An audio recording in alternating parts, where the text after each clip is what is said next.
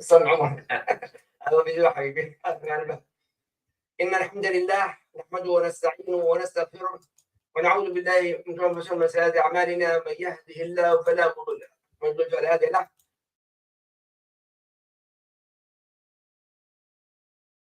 وبركاته Sunnah followers and all over the world watching. Alhamdulillah, Brother Muhammad accept our invitation to teach us about what's going on in the Muslim world and how to take care of our kids.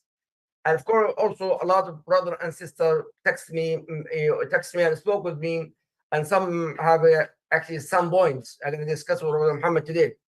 But in Sunnahfollowers always have a beautiful things in the Saturday aspect. The reason we speak about how to have a strong home and a strong nation. If you are strong home, we have a strong nation. We have a strong nation. And that's why any problem, dispute, husband, wife, son, daughter, community, I mentioned many times, the Quran is the solution. The Sunnah of Rasulullah is the solution. So we have to be united, especially now the two corrupted people against us, the Biden, Trump, and Kamala. It's worse. Should not speak. Okay. Anyway, brother and sister, the question number one, Brother Muhammad. A lot of kids have addicted to the phone, addicted to the TV, and addicted to the smoking marijuana. And a lot of people actually text me about marijuana. This is smoking. I don't know. I don't know, cigarette or marijuana, whatever. And baby. I have no idea about this kind of thing. And also the TV.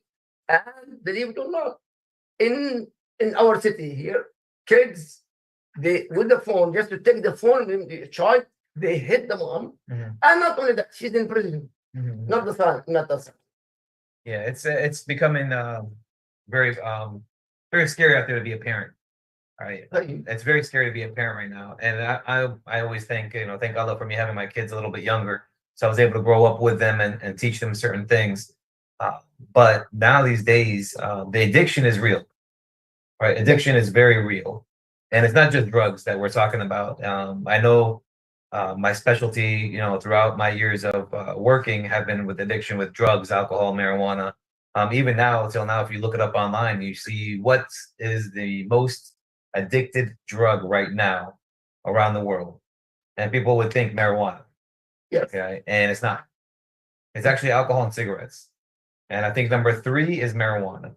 Then comes the hardcore, the pills, the drugs, the heroin, the fentanyls, all that kind of stuff. And if you start to notice, also, there's been a lot of science and a lot of research done on it with the phones, with the internet, with the video games, all that kind of stuff. The addiction process of that is the same, if not a little bit even more hardcore, to becoming addicted to drugs. Yeah. The same brain waves, the same endorphins, the same chemicals start to actually work the same way as if you're doing drugs when you're on your phone. Because you're addicted to it. You're getting happy, you're watching a clip, you're watching a video. The same thing when you're smoking marijuana, when you're doing a vape, you're making yourself calm, you're making yourself happy, or you're making yourself excited. Depending on what you're watching, really impacts what's going on in your head, right? Your emotions, your feelings. And so the video games that they actually start to push on our kids in the Roblox world and all that kind of stuff, they have no real limitations to what they can build on these platforms, which is these apps that these kids are playing. Because the people, I've seen all the time when you go out to a restaurant where you see a kid getting, just the mom and dad just giving them a tablet saying, just, here, play. Yes. Play. Leave me alone. Let me eat my dinner. The majority of the parents do that. And if you look at the games they're playing, parents don't watch what their kids are playing. And so if you look at the games, there was a game years ago called Rage. And I think it's still out there on Roblox. And these games that these people build, because there's no real, limitation to what they can do. There's nobody really watching what they're uploading, right? So that game that somebody's uploading, there's nobody really monitoring that game. So when you have a game from PlayStation or a game from Nintendo or a game from these, you have people that say, "Hey, you can't do that on this game," or "You can't do that," or "We have to rate it a certain rating." So this is for teenagers, this is for kids, so they have to rate it. But on these games, on these platforms, there's no rating. So a little kid can play a game that a 35-year-old guy did just to see what these kids' reactions are.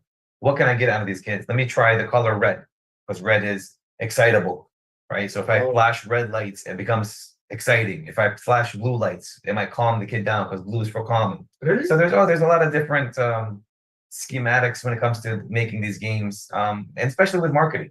Any type of advertising. If you ever go to the mall and you see the signs for sale signs at the stores, what color are they? Normally they're red. I'm kind of blind, by the way. Oh, I'm kind of I'm blind. asking the wrong person. That's embarrassing, by the way. I'm Thank kind you. of blind. Yeah, put you on the spot with that. But normally they're red colors, they're bright colors are the ones that they want to put for sale. Or they have a black sale. So they have black signs on there with big white writing on it to get your attention. So it's all type of like a marketing scheme, marketing scam. And what they'll do is like they'll try to do the same thing with the video games. How can we get these kids addicted to playing this game? Because you have to remember, the more people that play the game and the longer they play the game, the more money that person is making off that person's gameplay. But what is the solution? So the solution is There is Sunnahfollowers and all over line. We need a solution because it's a serious problem. Yeah. A lot of people calling. Me myself, I have no idea. I'm a sheikh. Tell me halal, haram, I did answer. Brother Muhammad, inshallah, give me answer. so it's not an easy solution because we can't keep our kids away from it, right? No matter how much we try to keep our kids away from the internet, they're gonna go to school and they're gonna have friends around them that watch the internet. And so they're gonna be like, "Oh, I feel left out because I haven't been able to see what these guys are talking about," or something to that effect. And so that comes back to, again, building that strength within that kid. At a young age, we have to build that strength of not caring what people think or what people say. We're only supposed to care about what Allah thinks, or what Allah says, and what we're supposed to kind of follow that deen more closely than we're following the people, right? So that's how you kind of get it started at a young age. But now we're talking about kids who are 9, 10, 12, 14, 15. And you've got kids that develop this habit because you've given them the tablet to shut them up while you're eating at the restaurant. You've given them the tablet when you want to talk on the phone with your friends. Yeah, you're trying to cook dinner, just play on the tablet. Instead of saying, "Hey, while I'm cooking dinner, let's come help me." Instead of saying, "Hey, while I'm vacuuming the floor, hey, do me a favor, you vacuum real quick while I'm going to do this real quick." If you kind of do these little 1-2 things, change it up little by little, because at that age now, 11, 12, 13, and older, you can't just take it away. It's something that you got to do on a slowly, like I was gonna say, shway, like like on a little by little basis, right? It's like any addiction, right? Let's talk about marijuana, right? If you take somebody who's been smoking marijuana for 5 years and say, "Yep, no more smoking, you're done," because this is what I used to do in my job. You were smoking weed for 5 years, you got to stop now. No more smoking weed. So it's very hard for somebody who's been smoking that long to stop immediately, cold turkey. So we'll always say it's okay to slip up once in a while, but after 3 months, there's no more slipping up. So we give them a little bit of a break while they're with us. Okay, you messed up, don't do it again. But that's it, no more. It's called a relapse, right? People have relapses. People relapse all the time off of alcohol, off of marijuana, off of cocaine, off of medications. Relapse, exactly. Explain to us exactly how we relapse. It's relapsing is like you're trying to stop something that you've been doing for years. It's a habit. It's hard to break a habit.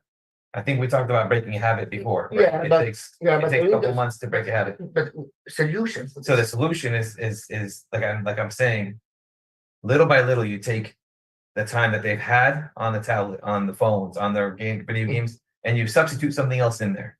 To add. So instead of saying to them, we're going to go out to eat, here's your tablet, it's let's find a place to eat that we can kind of keep them busy at the same time. Color in the coloring book, or do something different for the babies. For the babies. For the older kids, it's, hey, listen, Instead of playing your video game today, can you come with me to the grocery store to grab some stuff? I need your help carrying something. And I need your help to lift up the watermelon. I need your help to carry the bags. I need your help. I need your help. Right? When you phrase things in a different way, I like right? that. It's not saying colors. It's like it's not saying no more tablet. That's it. No more tablet. Then you're gonna create that fight response. They want to fight you. But if you say, hey man, I just need your help a little bit, Habibi, come help me do some stuff real quick. I need your help. I can't carry this up the stairs, or I need your help. And you're taking them little by little. You're taking them off the tablet. 5 minutes here, 10 minutes there, 20 minutes here, another 5 minutes here. I like that. So what happens? They start to say, well, if I start playing games, she's probably gonna ask me for some help. So I might as well not get started because I'm gonna lose my game. Okay, I like that. So it's like I guess you can say like a form of reverse psychology. Yeah. Okay, I agree. And it's not bad.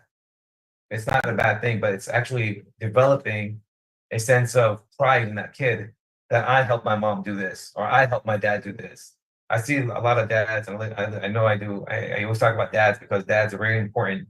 Fathers are a very important figure inside of a household, and mothers are very important. Don't get me wrong.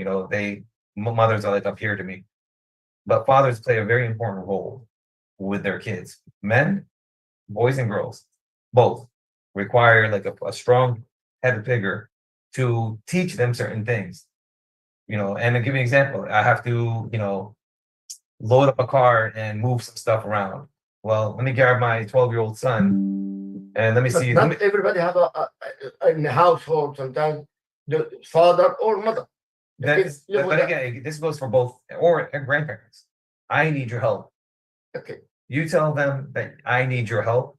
That is giving them a sense of, okay, I'm a grown up now. They're asking me for help. And you give a kid a sense of pride.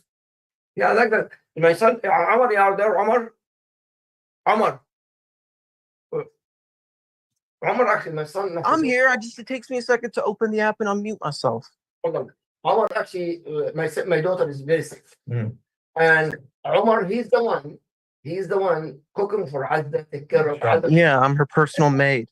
So And he cooked for her just to make her number one. Number two, at the same time, like he cleans the house, cleans the room, he take care of her. So but the key, when you have a love with the family, love between parents also, that you solve all the problems. My son actually 23 years old. Yep. 22. 23. You got it the second time. Yeah, but in the same time, I'm far away from him. But when I'm with my son, he always take care of his sister. Why? Because he's sick, very sick. And plus his sister, because she's very sick, she treats him very bad. But yeah, he accepted. Yeah. So my point further, we need, the problem is that now is a massive problem with that, and also the addiction to with the social media. Social media now, because people actually now not only that, and YouTube people calling getting back from Africa, from here.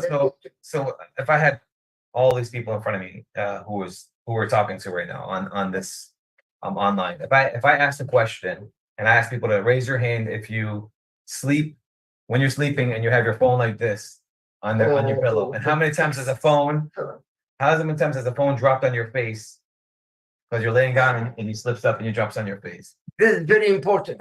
So please speak about this. So when I ask this question when I'm at a church or a masjid or a school, I ask that question a lot, and everybody starts to laugh because it's happened to everybody. Because the first thing you do when you wake up in the morning is what? Check your messages. Whoa. And the last thing you do before you go to bed is what? Check social media. We're scrolling through TikTok. We're scrolling through. Not everybody. YouTube, or not everybody, but the majority of the people, they do that, and it's it's the fear of missing out. I don't want to miss out on anything. Oh my God, that's addiction. That's the addiction. Yes, addiction is addiction. They have an abbreviation, FMO, or fear of missing out, FOMO, right? That's what they call it, fear of missing out. And it's we're so scared to go to work the next day or go to school the next day, and somebody's talking about something that we don't know about Wow. because we missed it, because we decided to go to bed on time. And that's like, for us, that's an anxiety for people, for a lot of people. Oh, I know, I don't want to miss anything that's happening around the world. So advice for brother, advice that's very important, brother and sister, Sunnah followers are all over the world and watching us. What's the best time for adults, for everyone to sleep in this time? Well, I mean, it's in our deen. After After Isha, I agree with you. right? And we wake up Fajr, and you know what's funny is when I started getting better on my salahs and better on my deen, I started noticing like I was getting things done quicker. Yes. Right. I was not just going to the gym, but I was always, jogging. I was always doing other stuff, or I was getting my work done before anybody else. Everybody gets to the office at 10. I'm over there already at like 8. Like it's weird how you get things done. And then by the time 3 o'clock comes and everybody's, still doing their stuff, I'm done. SubhanAllah. And so if you really want to understand the power of the social media, I always tell people, like, they laugh when I tell them about the phone falling on your face at night because you're living, they laugh. But then how ridiculous does that sound when that happens to you? Right. And so a lot of people, it gets in their head that like, I have to stop. Right. The mature people, they'll say, well, that does sound stupid. It sounds really dumb. I'm getting hit in the head with my phone. So if you can just slowly, and I'm not just talking to the kids, this is the adults too. But the adults, listen. Yes, I agree. I see my family members doing it. I mean, sometimes I do it. I gotta make sure I check my emails before I go to bed or something. And if we can learn how to master the art of going to sleep at a certain time and waking up at a certain time, you'll see a big drastic change on the output that you got out there. And it's funny because there's studies that say these scientific studies, research that they have to do. I agree with the that agree with this stuff, and we've already been told this how many years ago with our religion. Yeah. So me, my phone, I put it far away from me.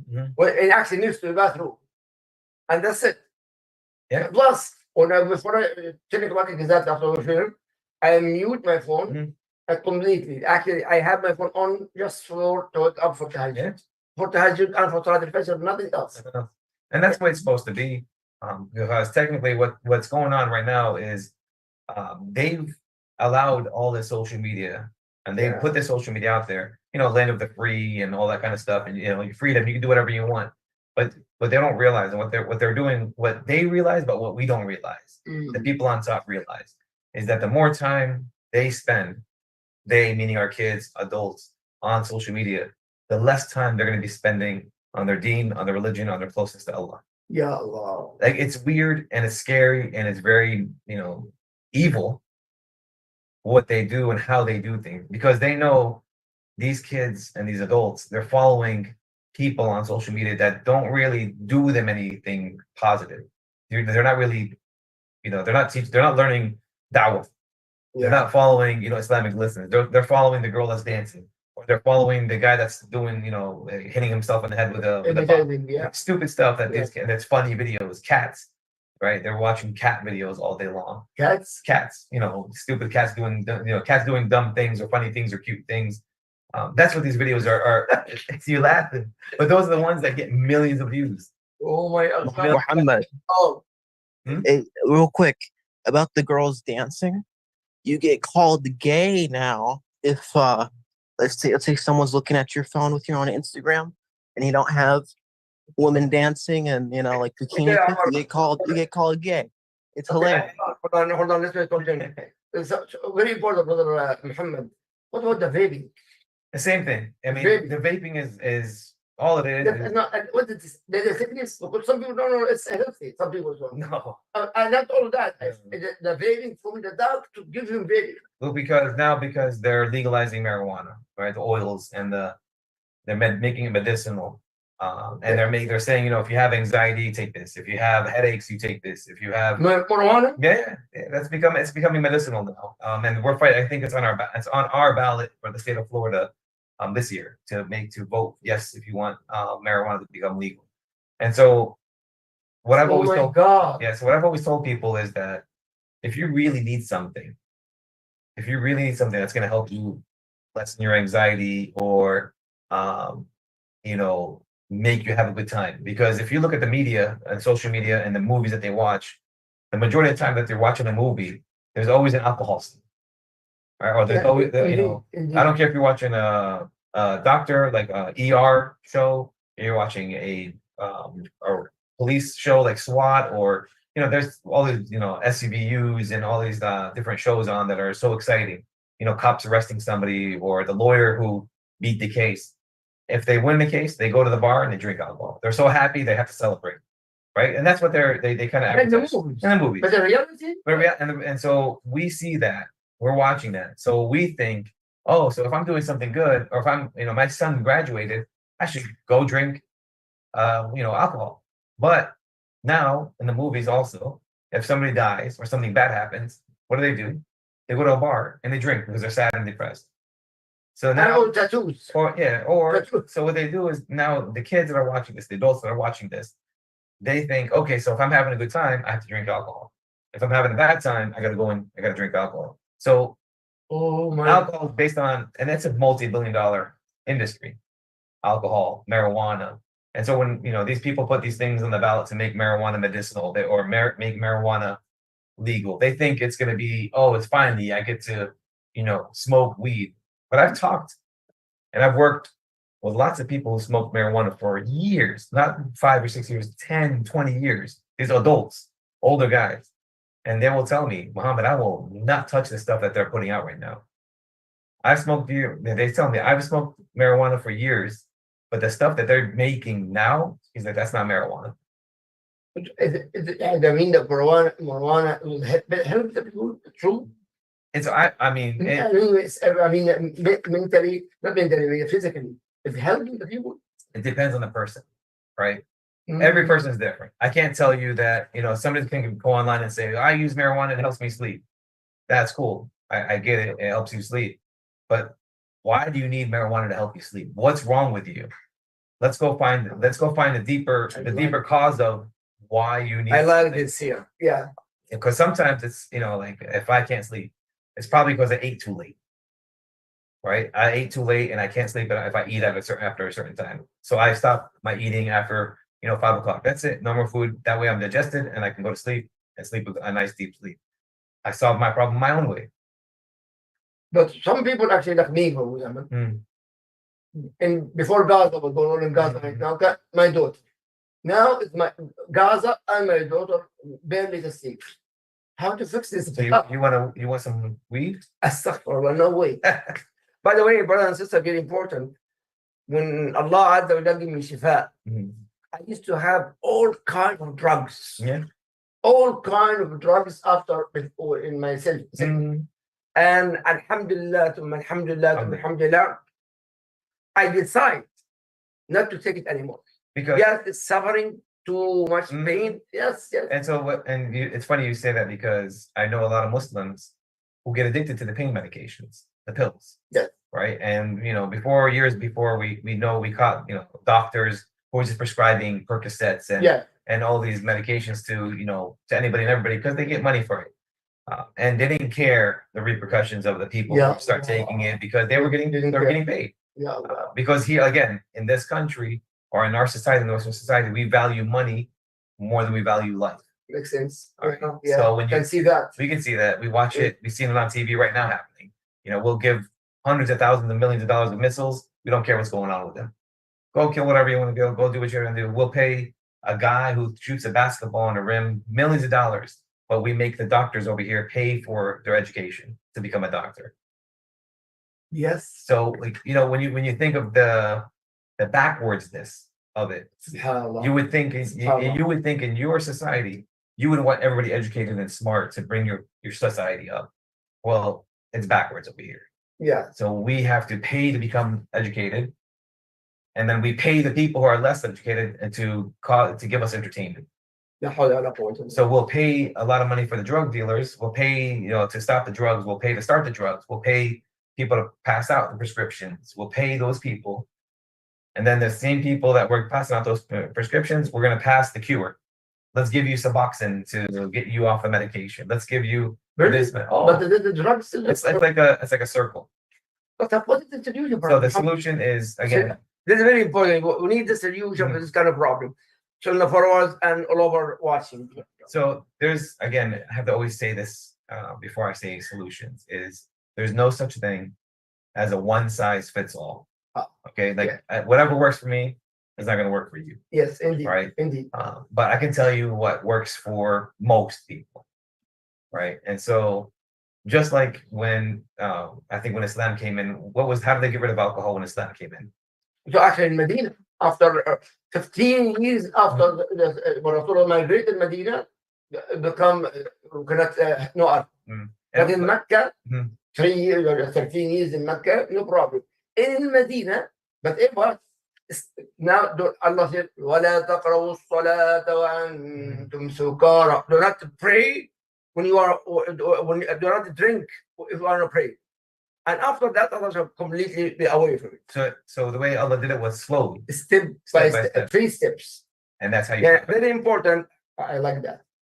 Yes, when Allah had liquor in Mecca, was no problem. Even in Medina, a few years in Medina after, when Allah, when Rasulullah established fiqh, halal and haram, but in the beginning, no praying. And 3 stages, and then after Allah be away, haram, great sin, to have the liquor and usually and more. And so that was how many years ago? Like almost 18 years. 18 years. And so 1800 years. No. We are now 1446. Okay. Yeah, but from Mecca 13 years, in Medina Rasulullah 10 years, almost from total around 15, 18 years to make it haram. To make it haram. So Allah knew that it takes time. Takes time to break it. And this is something that we're just learning now. Statistically, research. And so again, when people ask me like, why are you so in love with your religion? Like, why are you so close to, why do you talk about Islam so much? And I tell them, because Islam had the answers before you guys have the answers. Before we have the answers. So when you see all this proof that like Allah already did this years ago, and now we're finally understanding that in order for us to break these habits of our kids, you can't just take it away from them. It's little by little, slowly but surely, and step by step, you'll get those kids back. You can get those kids back, but you cannot do it all at the same time. Yes. If you take things away from these kids, you're gonna create anger, frustration. Yes, anxiety. this is the second question. Yeah. Anger. So when you do that, you're gonna create a anger zone. These kids are they're gonna see red. They're gonna go nuts. They're gonna go crazy. Yes, the second question about the anger. Yeah. Brother, extreme anger. Yeah, they will. They will get extremely angry, because think about it from an addiction perspective, from drugs and alcohol. When I tell somebody for the first time, you can't drink alcohol and marijuana, or you can't smoke marijuana, or you can't take any more pills, or you can't do any more cocaine, what do you think happens within the first week or two? Their anxiety, they're going through withdrawal symptoms, they're angry at me, they're yelling at me. Oh, you're such a jerk, you're a mean, you're all you law enforcement people, you guys are this, you guys are that. And they get mad. And then after the second week, the third week, the fourth week, you start to see the slow decline of that anger. They start to get back on track. Their mindset starts to clear up. And then after 6 months, they say, oh my God, Mr. Muhammad, I'm so sorry I was like that with you. I cannot believe I was like this with you, man. The solution for anger, brother? The solution for that is this, like solution very important here. Yeah, it's take it step by step. Step by step. Step by step. And you have to remember too, we live in a Western country. Yes. So they have rules, we have rules. Our kids have rights, we have rights. And listen, I've worked with kids for a long time. I've worked in child services. I've worked with all these different agencies. I've seen all the things that they do. And the way we raise our kids is different than the way they want us to raise our kids. Okay, so we have to remember that we have to play by their rules, but we can't forget our rules. All right, so when I tell you step by step, take things away from those kids, you're going to avoid all that anger. all that frustration. If you're saying you're always stuck on this game, come get off the internet. Come here and do. Because listen, I'm human too, and I do that sometimes too. And I'm telling myself this before I tell anybody else out there. It has to be step by step. Yeah. And if you don't, you're going to create so much animosity in that house that you're not going to know what to do. I agree. And all that stuff, though, you have to remember, is temporary. It's withdrawal symptoms. Those kids are go back. Temporary, you said? Yeah. All the anger, all the frustration, all that stuff becomes temporary because they're withdrawing from that addiction. Oh. So I don't know, if I have anybody who, online who can agree to this or can attest to this, but when you stop a habit, it's very hard to stop a habit. Now, when you stop an addiction, something that makes you feel good, that's even worse. It's even harder. Wow. So it's not like, I'm going to try to drink water every single day and you just keep trying to drink water. That's a simple thing to develop a habit of drinking water. I can try to do it all the time. It's cool. But if you try to stop a kid from playing video games, it's called cold turkey. That's what they call it. Cold turkey. When you stop, immediately stop. But I do know people, listen, and there's people who can stop smoking a cigarette and never smoke again. But there's people who can't stop smoking a cigarette and they have to sneak a cigarette here and there just to keep, that addiction going. But there's people out there that have this strong willpower to say, you know what? I don't want to die of lung cancer. I'm going to go ahead and stop smoking cigarettes. I know guys who said to when they came to me, and I was like, listen, you have to stop drinking alcohol. Muhammad, I don't want to get in trouble. I'm going to stop drinking alcohol, and they stopped drinking. SubhanAllah. And they stop for the whole year. They won't drink any alcohol.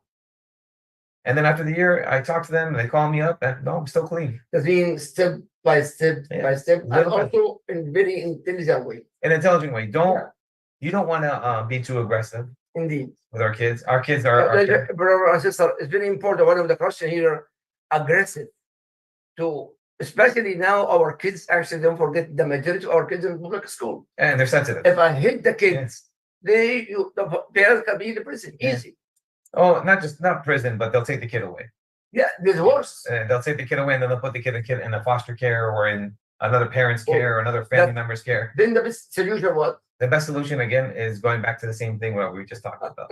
Little by little, slowly but surely, understand something that we have to, as Muslims, not only do we have to keep our family unit close to each other. I love, brothers and sisters, when you hear them helping each other, it's exciting to me because it's really rare to find that. Yeah, indeed.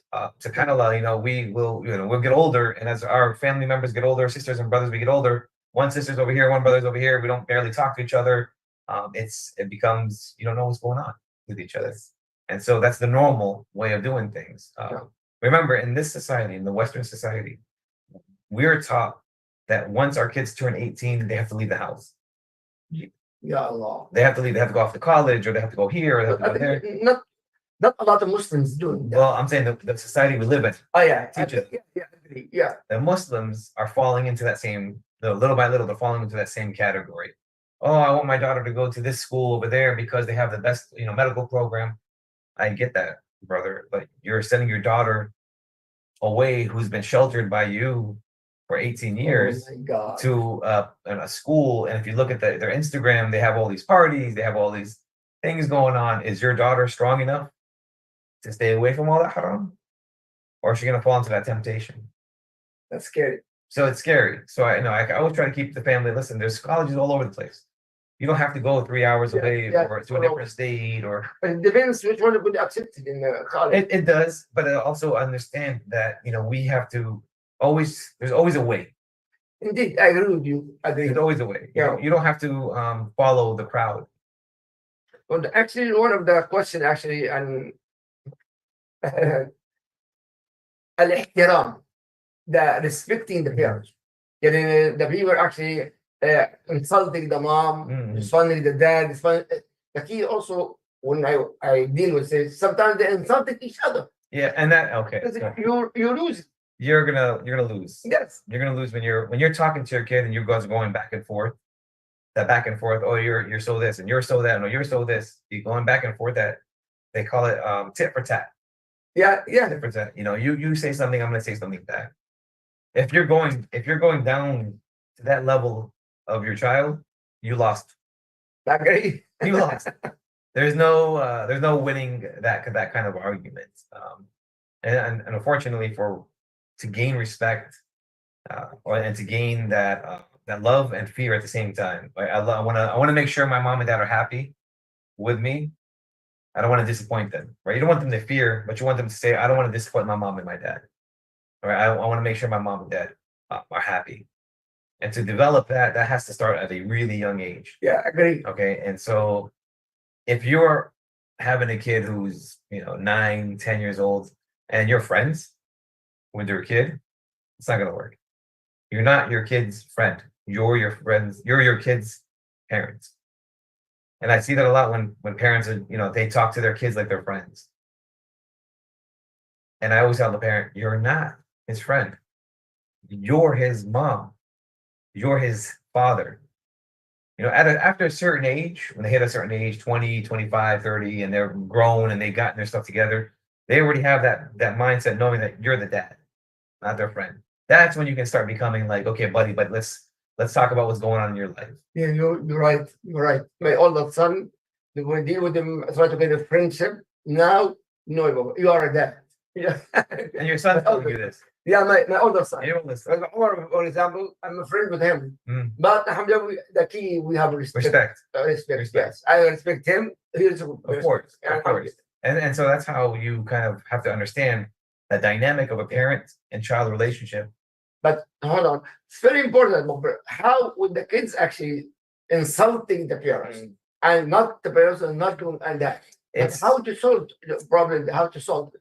Man, it's hard to change something Habit. like that because It's not happy. it's not a habit. It's what you've already developed in that house. So unless I really sit down with the kids and explain to the kids why they shouldn't be doing this, it's very hard for somebody to kind of take back 10 years of disrespect.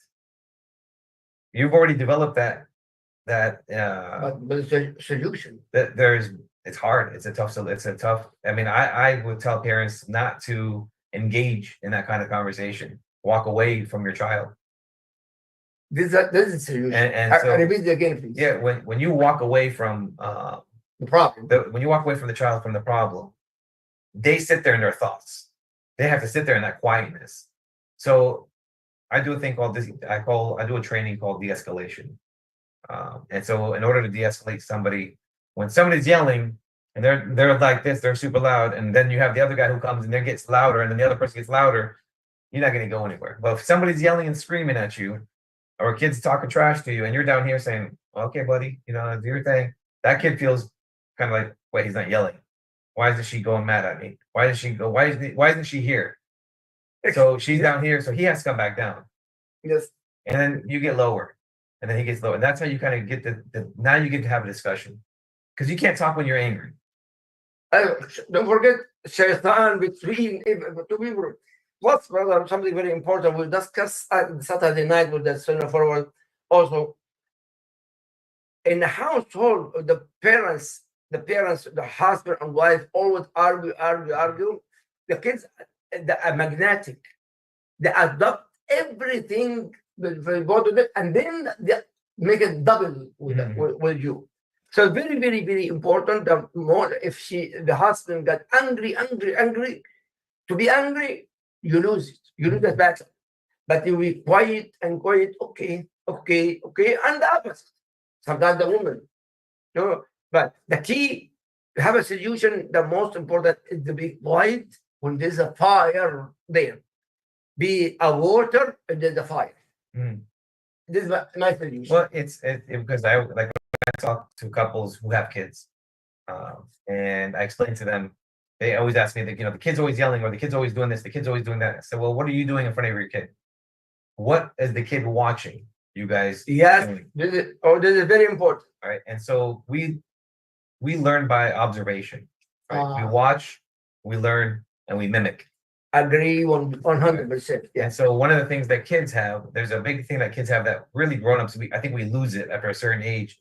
It's like it's called emotional intelligence, right? And understanding how people are feeling, right? And I know I have a niece that does this. I have a couple of cousins. I know family members that have that understanding of feeling what you're feeling, right? So if you're angry and even if you're quiet, that kid can feel like something's wrong with dad.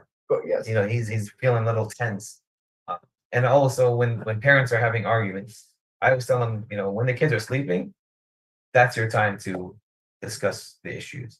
So if you're angry at each other as mom and a dad, or as a husband and wife, as whatever, I would say don't talk to each other when you're mad. Yeah, I like that. Go out for a walk.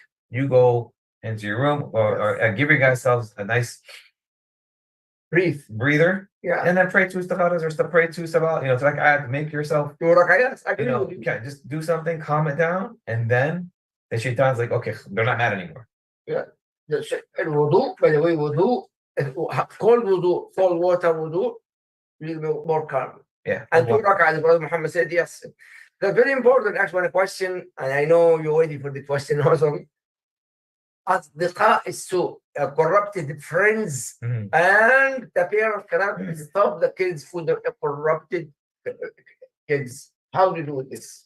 So if you look at the society that we're in, I actually was at the schools this morning at the Islamic school over here talking to the kids. Yeah, they told. And they told. Yeah. And I talked to the 8th graders because the Yeah. 8th graders are going to go to high school. But actually, the director was here. Oh, okay. So Yeah. we were at the high school. I mean, I talked to the 8th graders about what they're going to see in high school, because I see this stuff. Yeah. And I go to these schools and I listen and I learn and I tell these kids, you're going to see some kids in that school that are not like the kids that you have here.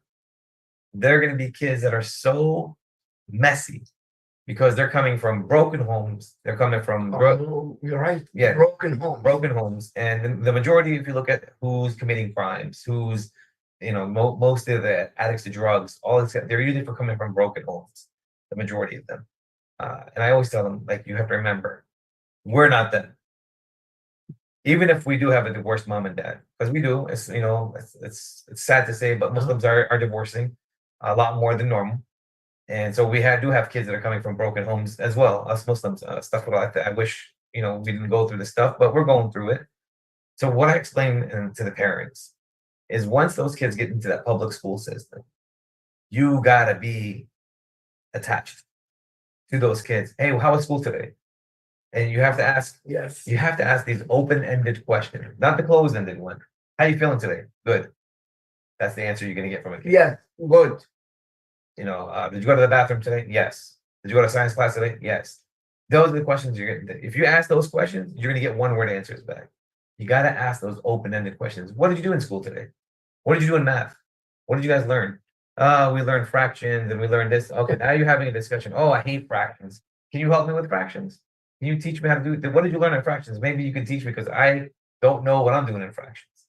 So it's that open-ended conversation. What did you learn in English? I like that. And so when you have that open-ended discussion, you're giving that kid like a sense of purpose, like a sense of Purpose, yeah. like a sense of, oh, I'm having a conversation with somebody.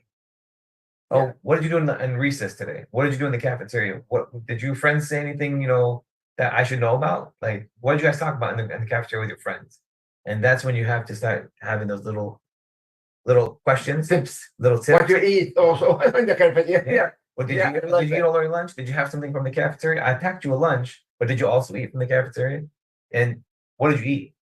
You know, little things like that will get the kids to start talking. And once, in a nice gentle way. and of course, yeah, you're not going to be aggressive. You know, Yeah. we don't. See, yeah. You know, And you be like, I know they have corruption kids, but you be closer to him than we are bigger than him. yeah, and we can't say we're better than them, but we have to say we're not them. One day. Yeah, You know? exactly. So what I tell the guys is, everybody's going, when all these kids are going left, we have to go right. Right? As Muslims, we don't go left with everybody else. We go right. We go right, the right path. We go the right way. We do everything right. So everybody's going this way. They're doing drugs. They're hanging out with their friends. They're partying. They're doing whatever they want to do. They want to do all this haram and they want to do everything. They're going left. We go right. So in the gathering land, the books are going to be in our hand, and the other people in left hand. Yeah. Our record, my dear brother and sister, are going to be in the right hand. Yes. In right hand. You know, I know at that time I said, yeah. I didn't know how to do this. It goes back so quick. I know. I try. Okay. But I stopped here because I know Sunnahfollowers and question and answer. Watch the two. please forgive me. I'm not all the question, but inshallah, I promise next week. Sure. Now question and answer, inshallah, Rabbil Alameen. I will keep it here, the questions. And for question and answer, eat, drink. No, Night time, no. no. Okay, we have one question here from a sister. She said this was so informative and may Allah bless you all. She said, what do you do in the case such as mine? My son was in police custody for a while because he was one of those knuckleheads who was doing the drugs. She said he's did his little juvenile time. She said now he's back home with me. She said, what can I do to keep him from going down that path again? He also completed a program where he no longer is addicted per se to the drug, but I want to keep him clean and away from that. So what can I do? And there's nothing in our Islamic communities to help with that. Okay, so that's exactly what I used to do. The age first. Yeah, well, I'm assuming that he did the teenage stuff, so he was a teenager. He did the He's juvenile. 16, she said. So when you say juvenile, that means they're in their teenage years. I don't know what. Yeah, this is what I used to do. Yeah. And so how I always kept my guys from getting back into that habit again is before they left my program, I would always change people, places, and things. Right. So the hard part is when they come back to their home, right? They're going back into that same environment. They're going back to the same neighborhood. They're going back to the same friends. They're going back to the same, hangout Crowd, the same crowd. So I always tell these guys that, they can't go back to that same spots. I can't tell them to move, right? Because a lot of people, they can't afford to just pick up and move. Oh, my kid's a mess. I'm going to move into another state. That's not going to solve the problem anyway, because people do that. They move to a different state, and then they still do. Indeed. Because if you're a drug addict, you're going to find drugs. If you're a criminal, you're going to be a criminal anywhere you go. But in order for a person, as a family member, as a parent, to keep those kids away from that kind of stuff, is you have to fill that time up. So instead of him going out with his friends, hey, I need you to come with me and do something with me. I mean, make up something. You just make up whatever you got to make up. You fill in that time with little gaps, little things. He's 16 years old, so he still has time. His record is still clean. In school too. He's still 16, in school, yeah. but he can still also work. He can also still, start his own business. He can. 16 years. Yeah, of course. My daughter has her own business. She's 16. She started her own. Oh yeah, her that's own right. stuff. Yeah. I mean, you can do. There's ways of filling your time, right? And when we say, oh, he's 16 or he's 15, he can't do anything. No, that's not true. You can start something. There's so many ways of starting stuff that he just has to want. And as a parent, like I would try to fill up my kids' time with everything and anything, right? And even on Saturdays, we get I'll give you an example. We give my son time to play on the video games on Saturdays. You do good all week during school, you can play the video games on Saturdays and Sundays. Well, what do I do? On Saturdays, I say, hey, I need you to come with me to a market and work with me from 7 a.m. till 3 o'clock in the afternoon. I need you to work with me. And he comes. So make a plan for your son. May Allah guide him, Ya Rabbi Ameen.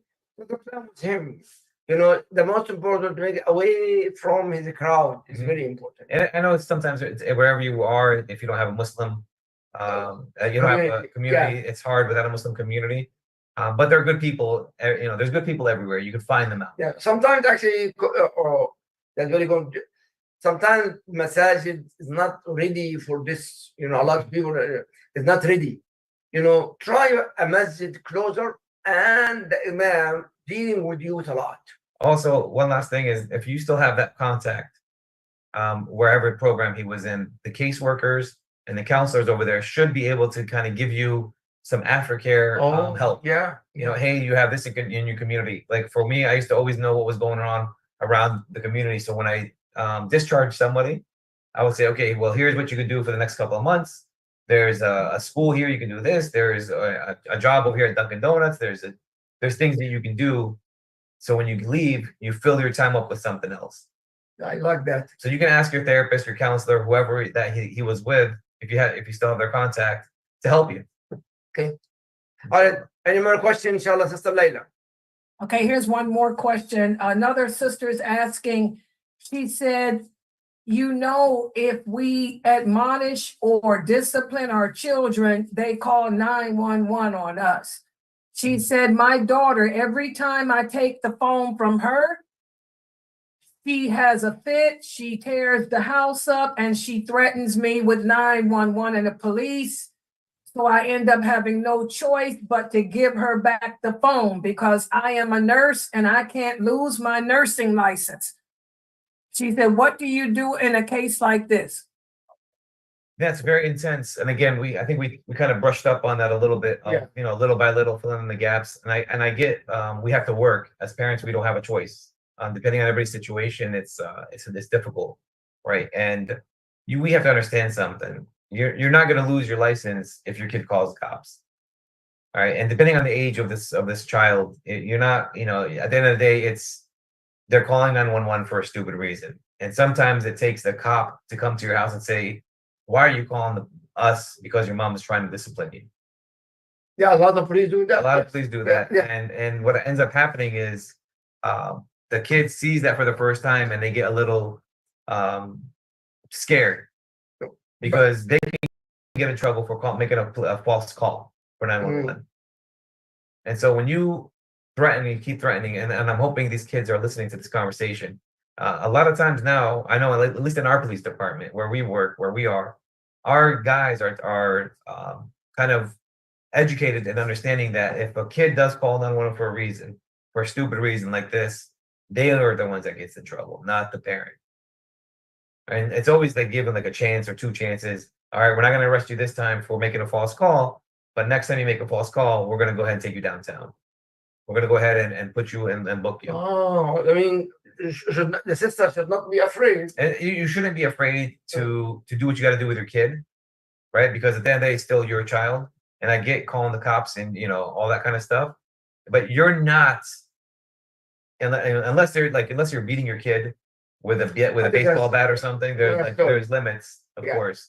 But if you're not like really doing anything like that and you're just kind of taking it and trying to discipline your child, they're not gonna, you know, they're not gonna lock you up for that. It's technically your phone anyway. Who paid for it? Oh, I'm like, he miss you. I do. Brothers and sisters, the little son Omar is here. The little one, the baby, The cute one. the cute.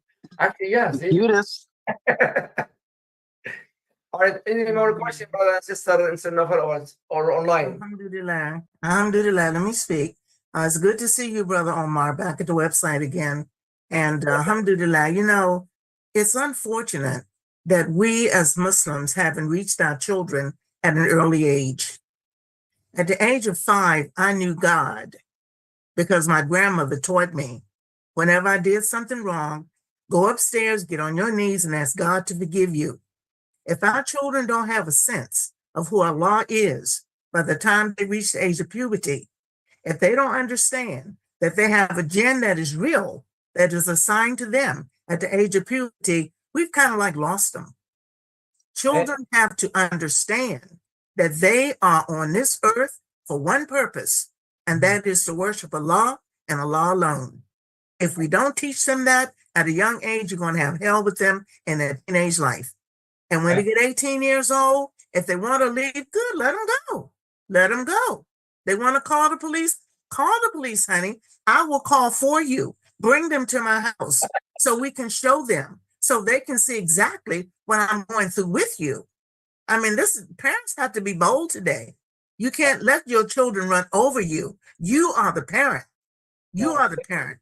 I raised a boy, and he was kind of getting like a little raunchy to a point. Well, I don't want to stay here. Fine, there's the door. Leave your clothes on this side as you go out. I had no trouble with him wanting to leave. None at all. When he got 18, couldn't kick him out. Stayed with his father till he was 32 years old. I mean, you got to know how to deal with these children. They are really children. They're little kids like we are. We are adults. We're little girls and little boys at heart. And we can be reached if you can say the right things to them. Threaten them with the law, because that's where they got to go, in the grave sooner or later. Alhamdulillah. Jazakallah, sister. Any more Yes. questions, sisters and followers, brothers? Okay.